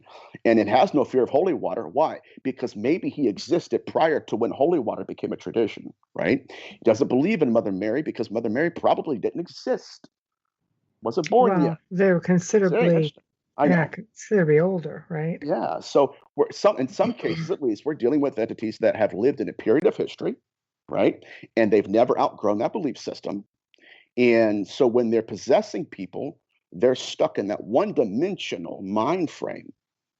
And so somebody comes along and says, by the way, this didn't work. What about this? Oh, I fear that. I believe in that. I don't even want to talk to you about that. I'll get out, right? That's what blew my mind, because that's kind of looks like memory. Second question, I love Davidoff, Fuentes, Don Carlos. I just started laughing because I recognize the second one. Because in Canada, we have tons of Cuban cigars here because they are permitted and legal here. So I didn't recognize I like Cubans. anything. What I said, right? I like Cuban cigars. I'm kidding. No. Whatever. Yeah. And paranormal, panorama paranormal, then it would create total but functioning possession, the dark being literally slipping, gosh, I need a coffee, into the skin of a slain human being. Mm-hmm. Yeah, I definitely need a coffee. Didn't have one after dinner. Sorry. Into a slain human being. So what are they essentially, nesting, incubating until something live comes along, essentially? Could be. Yeah. And that the scary part about all that is when you go into the Bible, these entities, these Nephilim, you're not dealing with that nice guy that, helps people, gives charities. These entities were stepping back into this world for one purpose. And they were called demigods. Why? Because they left a smaller room, went to a bigger room, and then went back to the smaller room. And now they have a preternatural knowledge. Right? I'm getting passionate, but yeah, it's a whole different species of evil here that we're doing. Mm-hmm. I have 2 more, and then Zach, we're done with the cigars. Panorama Paranormal said, I'd assume at least some of the demonic realm has a healthy respect for Nathaniel. Let's hope so, because he's still here talking to us, so that's evident. Trust me, if they don't have a respect for you, you would know it. And Zach Mann says, enjoying my father La Duena right now. Had myself a Davidoff Winston Churchill, the late hour, just the other day. Okay, no more cigars, but okay. Yeah, I don't know. I don't recognize any of those names, but I don't smoke cigars. I don't smoke, but yeah, I don't recognize. I recognize the Cuban ones because they're so, and the Dominican ones. That's mostly what goes around here. Yeah. Man, we don't get that stuff here. But yeah, so we're dealing with a kind of evil that Hollywood hasn't even put out in theaters. I mean, we can't imagine this kind of stuff. So Let's go back into serial killers if we can. We're dealing with an intelligence that has either genetically modified the psychology of someone through suffering, or would possess the mother to mistreat the son so the son could create the perfect victimology so that entity could step in. So we're not just dealing with an entity that could just project consciousness. It's literally manipulating belief systems to hide behind it. And so when we go into the Bible and say, okay, we have Beelzebub, and we have entities that say, hi, I'm Beelzebub. And my question to you is, okay, so you're the Lord of those that fly? Well, no. Okay, then. Because what we're experiencing are entities that are biblically illiterate. Right? Again, there are those human names assigned to them, Yeah, it could be, yeah. Because allegedly, a true demonic will not give you their name because they believe that it will empower you to defeat them. Also theory. What's their nature? Yeah, it's also theory. It's very good. Is that with all religions, or is it just in the Christianity faith that we have that belief system that once we take that or that name, they have no more power? Or does that come from history? There's some literature in Mesopotamia that backs that up. I think most people get that out of the Bible and say, okay, what is your name? Truthfully, in that passage, Jesus was fulfilling a prophecy. And I'm not going to get into theology or anything, but I do believe that does play a role, But when we're dealing with these entities, their belief system is very unique. It's like you're sitting across from, I don't know, one of the best serial killers out there. Their names escape me, but their intelligence is different. Now, according to our belief in evil, it's a different thing, because you can have somebody who's very intelligent, just as long as they don't have access to information that we don't, right? And not as long as they don't have access to something else that they can think about or do or believe in or perform that we have no defense for. That's the most important thing. When you give these entities an intellect and then include with that a preternatural knowledge of things, now they have tools that they can beat you with. And that's where we are in history. What do they believe in? Not just what they have faith in, what do they have a fear of? Well, they seem to have a knack for knowing everything about their opponent, pretty in depth.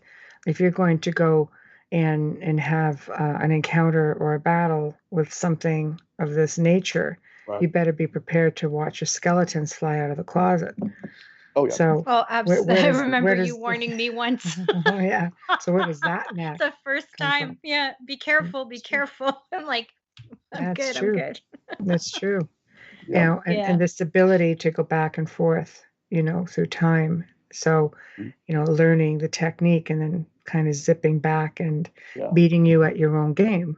Oh, yeah. And they mutate. You could even kind of, like when we were talking about shadows and demons and these subspecies, I mean, you can bring time traveling into this as well. Yeah, they're accessing something. Yeah. They're accessing someone or something. And it goes back to images, guys. Like, how did that entity, Ted Rice's abduction, how did he know what that woman's husband looked like? Image, memory. Yeah. So that also plays a role. But what they've been doing is giving us images and names throughout history and stepping into them as identities. That's called a religion. Yeah, so it kind of goes back full circle. What are they trying to create? Another race, another religion, another idealism. Yes. I don't know. I'm paying close attention to experiencers, famous experiencers. And I think that a lot of times that they're calling their own prophets, and they're sending people out and saying, this is what they're really telling us. This is what's really going on. And I think that in the back of the room, there's going to be someone who has experienced the real version of these entities. And they might not be the most famous person out there or something like that. No, but they wouldn't be. They would be fairly benign because they want to lay low. Right. Don't which believe that. is, Right. yes. Well, but there'd be no reason to, like, sometimes it'd be something that wouldn't even have the ability to come forward. It could be in some little extreme town somewhere in some obscure country. Well, and Annalise, yeah, Michelle. see, right there. Annalise Michelle. Nobody knew who she was. She just came from a farm out in Germany. Yeah. Yeah, that's, I don't know. It is. It's one of those things that you have to almost, whenever you pioneer something, you take that risk that there's something or somebody out there that doesn't want you to talk about it. And it sounds so obscure that most people kind of go, oh, okay. And then that's the one thing, when you get that sort of a reaction, that's almost a reaction you want. Oh, yeah. Because so would they. I'm sorry? They would want that reaction. That's what I mean. The entities you're researching would want that reaction, That's because what they I don't mean. want to be brought forward. No. That's why I said your protection is of the utmost importance, because you're the one bringing this to light. Yes, and it's going good so far. My research, I mean, oh my God, it's like they're right next to us in many ways. And the serial killer identity as it stands, it's literally almost as if these people are either dealing with a memory. This is gonna get deep, guys, okay? Of being the victim of that model of murder, or they committed that in a prior life, or but these people have adapted, no doubt. They've mutated in their pathology. And what I think they're doing is that they give us images so that if we believe in that image the first time, they can arrive in that image the second time, and they can rely on the fact that we'll believe it again. Like in UFO abduction phenomenon, we have cases where they call on Jesus and Jesus shows up, but he's the Swedish Presbyterian that they would have believed in Western Hemisphere in America. He's not the Jewish rabbi. Right. He plucked that memory right out of their brain and said, I'll be whatever you want me to be. So you decided to write a book. Yes. Tell us about the book. Oh, Lord. It's called The Skin That Crawls. The Skin That Crawls? Okay, yeah. And it's about the nature of possession. I go through Genesis 6. I go through just different case studies I've had. It's very interesting. It goes into possession cases, goes to the deep phenomenon, and it even links the UFO phenomenon in with it. So it's going to be very interesting. I can't wait to get it into the hands of people. And is it out now, or is it coming? It's out for pre-order. It was already supposed to be out, but I added a chapter. I'm adding a chapter about how that sacrifices and animal sacrifices in the Bible and history correlates with the animal mutilations in this phenomenon. So you're really crisscrossing pretty regularly between religion and ufology, extraterrestrials. Right. That's a big crisscross. Oh my God, because I think that some of these religions were given to us by them to hide behind. That's what they've done. That's what they're doing. And so they're not just self-replicating their own consciousness. They're self-replicating different belief systems. If you believe in this, you'll also believe in this. And so, of course, they would want things to be polar opposites. And I'm saying, get over here. It's going to happen. No, I'm not going to force things, but there's some correlations, guys. There really is. It's interesting because when you say that, the Catholic Church has just bastardized so many different things. Yeah. And I'm not saying they're guilty of everything, but they're guilty of a lot, things that almost do seem the opposite. It's a sort of like the do as I say, not as I do sort of mentality.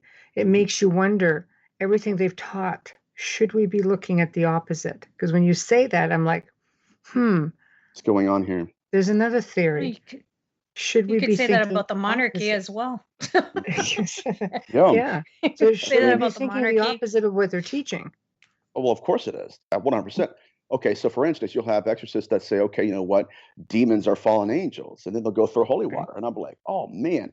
And I pull out the origin of the exorcism.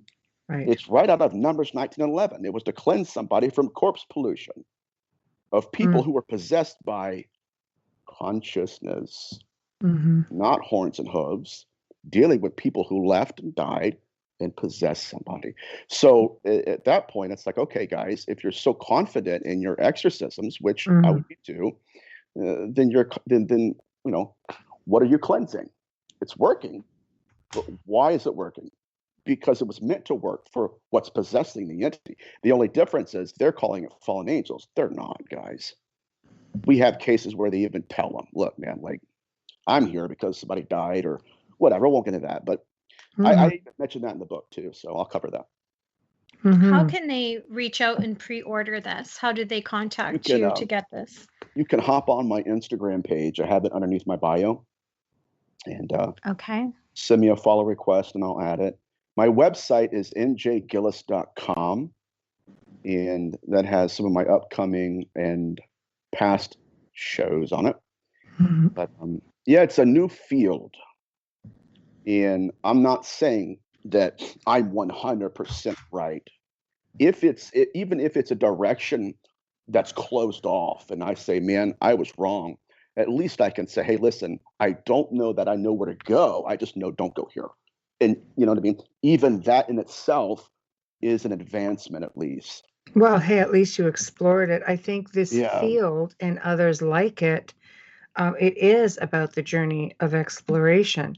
Right. It is about touching on things that, you know, that hasn't been touched on. The idea is to keep evolving and moving forward. It's not about sitting there spinning your wheels. At least you're jumping in and you're making the effort to do it. I think I saw a question come in. Bubbles. I think no, it was just a really long. I didn't. Yeah, there's a long paragraph in there. I thought she was talking to. I thought he was talking to Zach. Panorama again. Does Nathaniel feel demons actually have appearances? Meaning, do they look like something, or do they create or project visual aspects as thought forms? When seen, they are said to be horrific. Yes. Well, I think that the true apparition would be in between who they were and in between and who they became at death. So a tradition was that a ghost will never look in a mirror because when it does, it sees the image of its decaying corpse. That's also why when you go into a house, not the picture, that's also why when you go into a house and you smell decomp, that entity is actively trying to possess you. That was corpse pollution. That's how it would possess people. So the spirit will smell like its corpse. At least that was the tradition. So I think, so I think that what they're doing is sometimes they will manifest through the coagulation of water. They'll take water out of the air and solidify it into an image. They've done that with wind before. They would take wind, make an image, and make the wind darker so you can actually see it a little bit. So if there is an image, I would not think that it would be something that would just be physical. I've seen that sometimes where it's actually physical, but it's coming from their consciousness. And so sometimes that same entity will manifest as a child, or it would manifest as it was before it died. It's still memory, you know, but how was that? So that would be like an imprint of sorts. Yeah, an imprint in consciousness. I know it's a crazy thought, but it's worth pursuing. Well, like I said, you know, I think it's about evolution. If you don't explore it, you just don't know. And I think when you go public with the research, what it does is it brings people to you, even if it brings you one person that can give you that one experience that can take you to either another level or another direction. I think that's what you have to do, because it's worth it. Let's face it, how many of our, you know, greatest explorers or inventors took a chance on something and went with it despite what their peers would say or think, Like to me, I find it really fascinating because I keep seeing you bridge between, almost a little bit of religion and extraterrestrial. And that is one of the biggest theories in this field, is that the two cross often. And you're doing it in a different manner. And, if you're bridging the two, it does make a lot of sense. It can get scary at times, but I think the most important thing to me right now is the purity of research. I don't want to be tied to dogmatism. I'm not going to be just tied to being a UFO researcher. None of that. I want to know what the height, width, and breadth of this is. Because it's been staring in our faces the entire time, and we're hidden in plain sight. Trying to open our eyes and see it. Well, then you can get into the eyes wide shut theory. Yeah, where people just don't see it. I think people, it's almost bred into us, whether it be through religion or media, or just a lot of the typical research that's been done. We just believe in black and white. And it's strange when you're looking at the field of the paranormal per se, because it's all about that gray area. Yes. But for some reason, we're just so conditioned to think linear. We don't look peripherally, as to like a lot of the stuff that you're making mention of. A lot of your data is coming from very old texts. And it's a little bit of everything, actually. Yeah, it's crazy. I know, it's like over here. Yeah, but when you're getting back into it's very intriguing. Yeah, you're getting back into 16th century stuff. A lot of this, I mean, people are just now starting to follow things on the Cabal or Kabbalah, or they're just now venturing out into other religions because they've pretty much either lost faith in the current, and I'm not going to keep picking on certain ones, but they've lost faith and they're looking for real answers. And when you have the internet, you have the option of looking for real answers, at least much more than you ever had the opportunity to do before. When I was growing up, there was no internet. It's just like you take the word of, your priest or whoever, whichever church you may belong to, or and your that's parents. It. And that's or your parents, and it's generational, and that's all there is to it. Yeah. So when you can exactly step, right. Yeah, right. So you've chosen to step outside the box, and I commend you for it, because the field can be very unforgiving, and it can be full of questions and full of criticism. And I commend anyone who steps outside of it and makes an honest attempt or effort at researching something that is way out there, because a lot of times it all starts with a grain of fact. Absolutely. And thank you for that. And it really means a lot to me. I know that some of my stuff is too wild for some to believe, perhaps. But like I said before, all of my research is rooted in history. And a lot of people will throw rocks at it, say, you know what? I don't really think that's what that means, or what that word meant in biblical antiquity. Look, I know my stuff. And if anything, I want to give a contribution to my work in the sense of saying, hey, man, maybe we need to look at possession a different way. Maybe they're mutating. And truthfully, guys, it'll be the last thing I say. I'll let you guys talk. But the last thing is, what if they're mutating and we're still learning the last mutation and high-fiving each other saying, man, aren't we awesome? And we build a dogma around it. And we bury it in the graveyard of ignorance. And then they mutate again. But that's what they want you to do. It's just sort of wiping the memory, not really. It all comes down to dumbing us up. Society dumbs us up with technology, and we just really don't see past that. Media is a really big culprit in it. As good as it can be, and as much as it can help, it's also very guilty of taking many people off their path and off the direction of knowledge. And I think with something like this, it's very, it's out there. But you know what? A lot of research started out there. Remember the Philip experiment? Who would have known with the Philip experiment? Exactly. Like that was a thing. And people at first thought, now people look at it and go, it's freaking brilliant. It is. It is. It's incredible. I know, and a lot of people try to recreate that sort of thing. So you see, as you go along, people will catch on. But if you don't put it out there, you're chancing that it's never going to come out. I did 46 shows last year, and I'm putting it out there as many times as I can. So we'll see how it works out.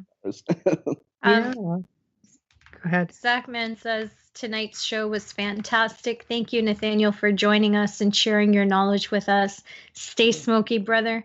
Have a good night, everybody, and see you all tomorrow night. See you tomorrow, Zach. Thank you. You're adorable. Yeah, seriously. I love him. Yeah, I love anybody that smokes cigars. But he's one of our a regulars. lot of people do. Yeah. He's awesome. I love seeing him there. That's okay. That's okay. Don't worry about it. You should know it's very relaxed. Down at my mouth, you know. Yeah, it's all right. You should know by now we're really relaxed. This is just like, jamming with a couple of like pals and, so before we go, tell everybody again how to find you. And because if there is somebody listening out there who has something to contribute to your research or might have questions or comments, they can contact you directly for them. Yeah, for sure. So you can get on my website at njgillis.com. You can go to my Facebook page, which is Nathaniel J. Gillis. I'm also on Instagram as Nathaniel J. Gillis. And you can pre-order my book on Instagram, or you can hit me up and just say hello. But thank you so much for having me on, guys. It's been a pleasure. Our pleasure. Our pleasure. It's always fun having you. It's always so interesting. I learned so much. Yeah, we'll do it again. And next time you can let us know how the research has progressed, and we'll put you later in the year, maybe up and around Halloween. That could be fun. Yeah, I know. That would be awesome. Please. That would be. I think it'd be great. Protect yourself. I will. Yeah. I will. I'm trying to binge watch some new shows. That's really the only thing that can kind of make me get away in my mind a little bit. But me too. An honor, I'm the same way. I need that as well. That mind-numbing noise in the background. I need that as well. There's Amelia's discovered TikTok. That's in the mind-numbing. Oh Amelia has an addiction to TikTok. Amelia needs an intervention with TikTok. I'm just gonna leave that right there. I love the puppies on TikTok. I don't post. So don't follow me, guys, because I don't post anything. I would love to post some segments from our show and have one for the show, and I found a lot of paranormal stuff on there as well. A lot of paranormal groups with clips of their evidence and things. And I love TikTok for the dogs the most. Yeah. I'm serious. I love it for the animals. It awesome. Makes me laugh so hard. I laugh so hard on TikTok, and I'm not going to lie. It's helped me with mourning my dad and having that just time away from everything kind of thing. And it's true. You go on there thinking, I'm just going to check a few out. And then 4 hours later. 4 hours later, you're like, dude, I didn't go to work today. And there goes my messenger. Bing, bing, bing, bing, bing, bing, bing. Oh, yeah. I send them to her. I'm like, you got to watch this one. You got to watch this one. But there's 60 seconds and some of them are so funny. I try not to pay attention too much to the political stuff. I try to stay more on on the laughter, the fun, and the good doers out there. A lot of people paying it forward out there. I was really impressed with this one woman today. I saw her, and beautiful, gorgeous Muslim woman, and she was. I'm believing she was at Tim Hortons in Canada at a drive-through, and this man yelled at her and called her a bitch, and instead of fighting back, she paid for his order. Oh, man, at the window. Right. She asked the lady, what is it? And she was filming herself. And she said, if you see me on TikTok, just know that I hope that you take this good gesture and change that attitude you have. And I was just like, holy cow. Yeah. That would have been better than what I would have done. I would have got out of my truck, but that's another story. But, I was really impressed. To see that because more often than not, you see people bickering. But she's just like, okay, I just want to buy that jacket. She did call him a name, but she said, I do want to buy him I want to pay for his coffee, so he has to think about it all day. I go, wow, what a great response. Wow. Yeah. That is pretty What a great impressive. response. Bravo. Reverse that on him. She's a magician or something. That's She right. got him real She good on that reversed one, that. right? She reversed the energy. Mhm. Yeah, chaos magician. There we go. He's like, I really like that coffee. He's just like, yeah, you won't. Choke on it, You got that, bastard. man. That You would mean, have who been me. knows if he even drank it? I would have been afraid to drink it. Yeah. I would have been, Yeah. no, I don't want that. What's Yeah, the I'm symbol good. on the I'm cup? good. I don't know. I know. Yeah. Well, we have come to the end of the show. I do have to log us off so the next show can eventually be on time. So, Yeah. but thank you for joining us. It's always a pleasure to have you on. Your wealth of information. You're a lot of fun, and we definitely will do it again. Yes. Thank you so much for having me on, guys. You You're guys are amazing. Thank you so much. I look forward to next time. Thank you. We love you. I Absolutely. learned so much tonight. You put so much in my head. I'm gonna pick your brain over the next few weeks. Good. I'm Yeah. always here. Take So, all right, care. guys. Good luck on the next show. You guys have a Thank good you. Bye, Thank Nathaniel. you. Thank you. Take care. Bye-bye. Bye-bye. Well, we've come to another awesome segment here on the Outer Realm. And wow, thank you to everybody tuned in. Thank you for joining us in chat room. That's always a lot of fun, to be able to interact with everybody and see what your comments are. Huge thank you to our special guest, Nathaniel Gillis. He really is just a darling.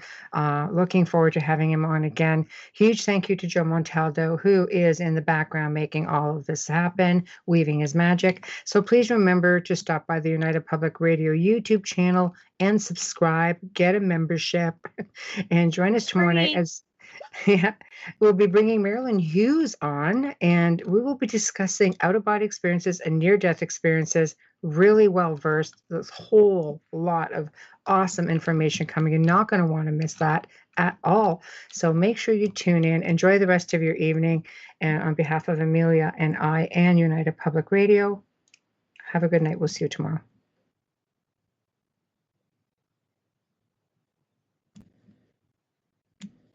Or not.